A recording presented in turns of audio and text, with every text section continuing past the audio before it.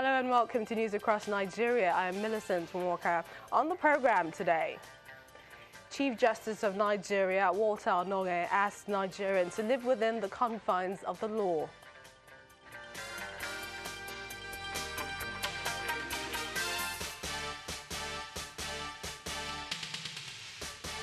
Governing Council Federal Polytechnic Oko Anambra State recommend agriculture and technical education as solutions to economic downturn.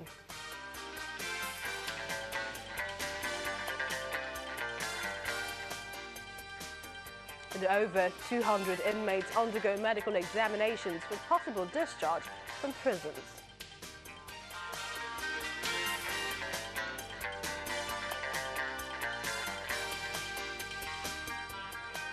Following sustained bombardment on suspected locations of Boko Haram terrorists by troops of 26th Task Force Brigade Nigerian Army, Operation Lafia Dole says over 700 members of Boko Haram terrorists have surrendered.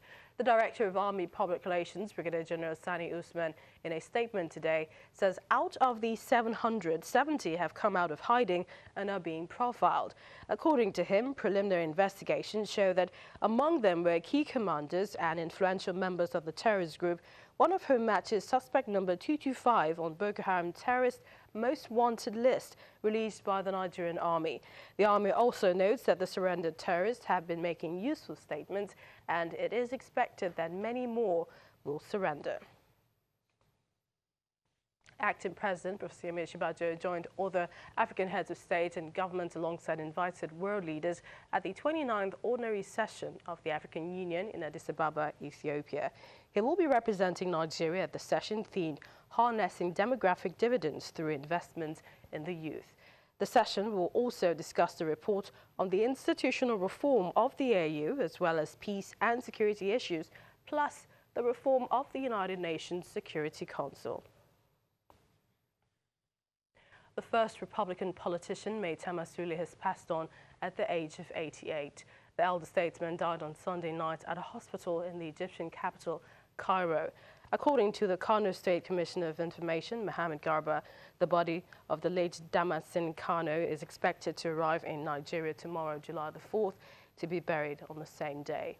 The late Maitama Sule was former Nigerian permanent representative to the United Nations and as well as a former Minister of Petroleum, a Federal Commissioner of Public Complaints, a position that made him the nation's pioneer ombudsman, among several other positions.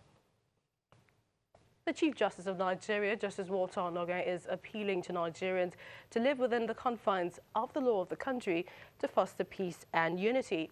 He says the era of impunity is over, warning that the law will not hesitate to administer justice to anyone found culpable in any crime. Nigeria will once again, or in time in the future, look back and look at the period of this tenure with pride. And it cannot happen without your prayers and the cooperation of all Nigerians. All I ask of you is that prayers, and for each and every one of us to try to live within the confines of the law and the constitution of this country. If we are able to do just that, we will be sure of ensuring peace and unity. We will be sure of meting out justice. Because you see, when we live by the law, and not by impunity,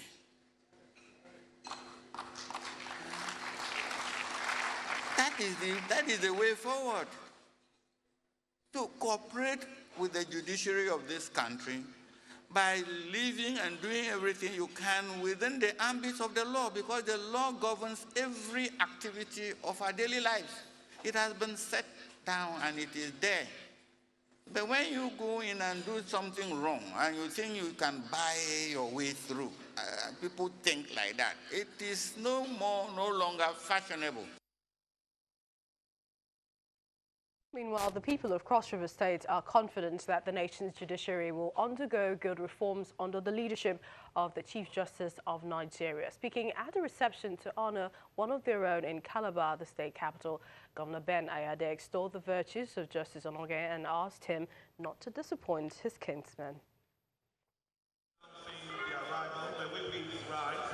It's his first official visit back to his home state since his appointment as Chief Justice of the Federation, and top dignitaries, including the governor of Niger State, past governors of the state, past and serving lawmakers joined the state governor, Ben Ayade, to welcome Justice Walter Onnoghen.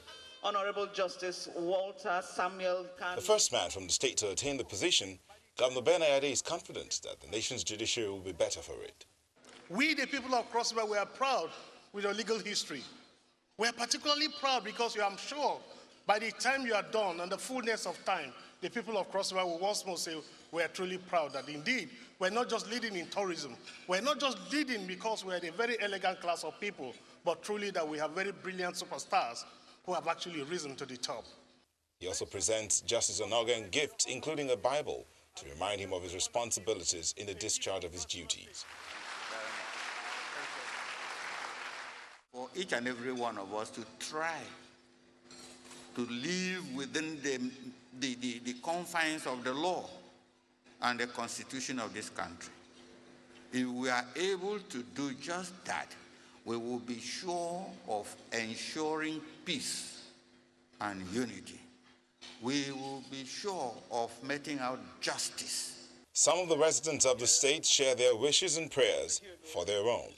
For us, we don't have doubt in him because anybody who has taken note of his track record would have seen that he's a man who has moved not through the push of any godfather or any other factor except competence and excellence. You know him that he's one upright Conservarian, he's one upright jurist that will bring a reform in the judiciary that will see justice done to all manners of person without fear or favor. I would believe that he will do that. The people of Cross River State say they are proud to be part of the rewriting of Nigeria's history, especially at this time when calls for reforms in the nation's judiciary are on the front burner. The new Governing Council of the Federal Polytechnic Oko Anambra State has been meeting with the members of the school management. This is to seek ways of pursuing education that will engender technical and agricultural development, as well as ensure that the youth get employment after graduation.